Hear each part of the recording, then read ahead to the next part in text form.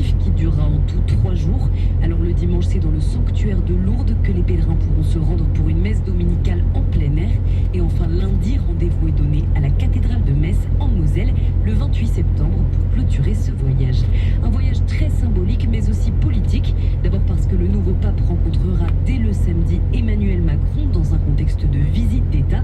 Un cadre toujours refusé par François, malgré 3 venues à Strasbourg, Marseille et Ajaccio.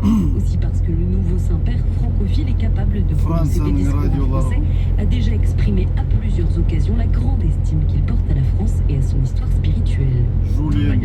Du service politique de Europe 1. C'était le journal de Bonis Glaise. On passe à la météo. Des rêves pour de liberté. On brûle pour l'été.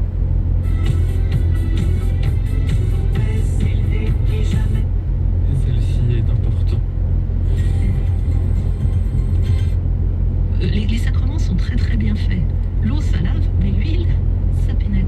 Et une fois qu'on est ancré dans le Christ, on a reçu cette huile, elle nous a pénétré, hein, que ce soit par le front le jour de notre baptême, par les mains le jour de l'ordination, et puis à nouveau pour l'évêque, car il va le recevoir aussi. Feront preuve de bonne foi et utiliseront ce congé à bon escient. La mairie aussi a lancé sa